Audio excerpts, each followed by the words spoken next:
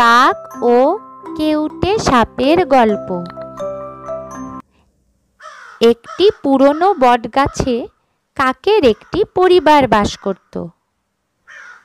বাবা কাক, মা কাক এবং ছোট নবজাতক কাক। কাকরা গাছে সুখে বসবাস করছিল। একদিন একই গাছের একটি গর্তে একটি সাপ এসে বাস করতে লাগলো।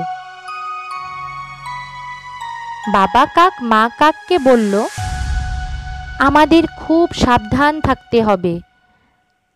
আমাদের এখন একজন অপ্রীতিকর প্রতিবেশী আছে। মা কাক প্রতিদিন বাচ্চাদের উপর সতর্ক নজর রাখত। শীঘ্রই সে আরও কিছু ডিম ফুটিয়ে তুলল। একদিন যখন কাকরা তাদের বাচ্চাদের জন্য খাবার আনতে বেরিয়েছিল, তখন দুষ্ট সাপটি গাছটি কেটে বাচ্চাদের খেয়ে ফেলল।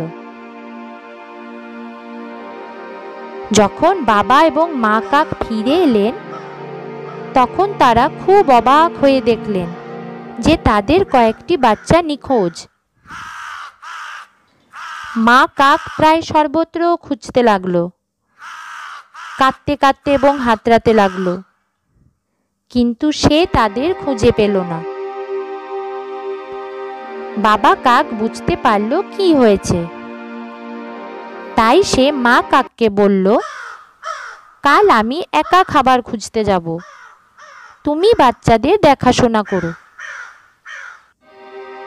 কিন্তু দুষ্ট সাপটি গাছে উঠে এসে মা কাকের সামনেই বাচ্চাদের খেয়ে ফেলল। সে কাককে খোঁচা মারার চেষ্টা করল, কিন্তু সাপটি খুব ধূর্ত ছিল।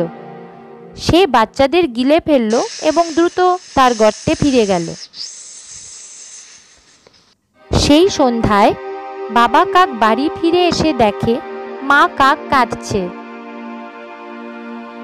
সাপের কৃতকর্মে সে দুঃখিত এবং বিরক্ত। তাই বাবা এবং মা কাক বুদ্ধিমান বুড়ো শিয়ালের সাহায্য নেওয়ার সিদ্ধান্ত নিল।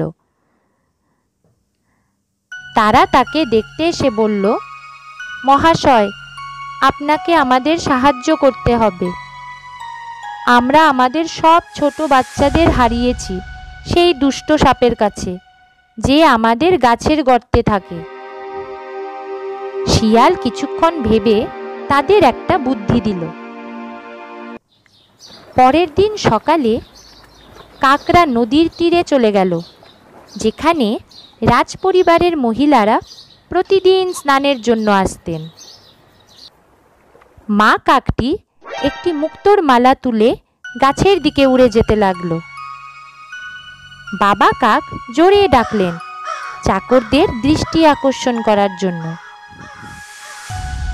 জলে সাঁতার কাটতে থাকা এক মহিলা তার হাড় উড়ে যেতে দেখে চিৎকার করে বললেন, প্রহরী, তোমরা কি করছো? ওই কাকটা আমার হীরার হাড়টা নিয়ে উড়ে যাচ্ছে, ধরো। রক্ষীরা কাকদের পিছনে ছুটল। দ্রুত মা কাক গাছের কাছে এসে হাড়টি সাপের গর্তে ছুঁড়ে মারল। চাকররা গাছের কাছে পৌঁছে গর্তের ভেতরে একটি লম্বা লাঠি ঢুকিয়ে হীরার মালাটি বের করল। গলার হাড়ের বদলে সাপটি এসে হাজির হলো। কিন্তু এবার চাকররা সাপের চেয়েও শক্তিশালী ছিল।